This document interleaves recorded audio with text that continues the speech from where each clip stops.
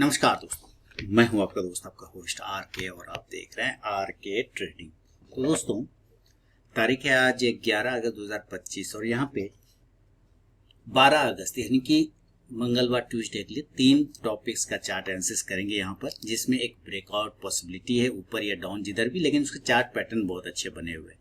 तो उस chart pattern के हिसाब से देखेंगे कहाँ पे सपोर्ट बन रहा है, कहाँ पे रेजिस्टेंस बन रहा है, क्या अपसाइड का पॉइंट हो सकता है और क्या डाउन साइड का पॉइंट बन सकता है। लेकिन याद रखें, कोई भी पर्सनल बाइंग और सेलिंग की सलाह नहीं है।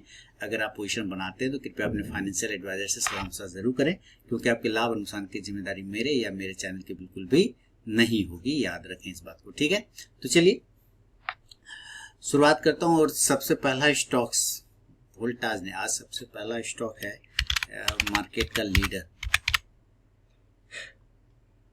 रिलायंस। देखिए रेजिस्टेंस एरिया कैसे ये क्लेम कर रहा है, बहुत ही जबरदस्त एक रेजिस्टेंस एरिया है।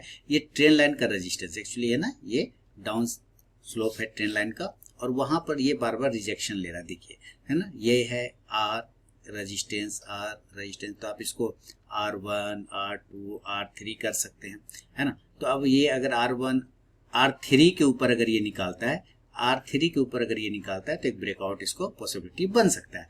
अदरवाइज जैसे देख रहे हैं ना, यहाँ से रिजेक्शन लेके नीचे आ रहा है, तो हो सकता है रिजेक्शन लेके नीचे भी आ जाए। तो ये दोनों ही पॉसिबिलिटी है कि इंट्राडे में दोनों ही तरफ का पॉसिबिलिटी बनता है। कभी भी वन साइड का व्यू लेके नहीं चलिए, हमेशा दोनों साइड के ऑप्शन रखना चाहिए, क्योंकि मार्केट किस डायरेक्शन में जाएगा कोई नहीं जानता। तो रिलायंस का जो अपसाइड का रेजिस्टेंस एरिया 1389, यानी अपसाइड का जो ट्रिगर पॉइंट है 1389 के ऊपर से स्टार्ट होगा, और अपसाइड का एसएल 1383 का बनेगा। 1395 R1 रहेगा इसका, R2 1401 1401 का होगा, और R3 1407 1407 का होगा। डाउन साइड का ट्रिगर पॉइंट 1380 के नीचे से स्टार्ट होगा, डाउन साइड का एसएल 1386 1386, सपोर्ट 1 1374 1374, सपोर्ट 2 1368 1368, सपोर्ट 3 1362 1362 का रहेगा। शुरू के 5 मिनट बिल्कुल भी आप ट्रेड को अवॉइड करके चलिए, उसके बाद मार्केट थोड़ा शांत हो जाए, स्थिर हो जाए, उसके बाद ही आप अपना ट्रेडिंग डिसीजन लीजिए, अदरवाइज अवॉइड करिए।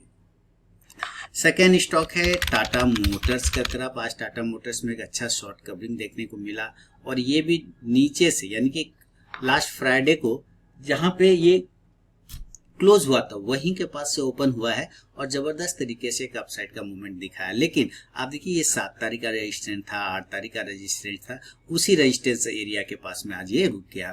तो अगर ये रेजिस्टेंस है, ये सारे रेजिस्टेंस एक ही लाइन पर है इसके, तो इसका मतलब यही रेजिस्टेंस का लेवल निकलेगा। अगर इसके ऊपर निकलता है तो एक अपसाइड का पॉइंट बना सकता है, अदरवाइज फिर रिजेक्शन लेके नीचे आएगा, प्रॉफिट बुकिंग में जाएगा।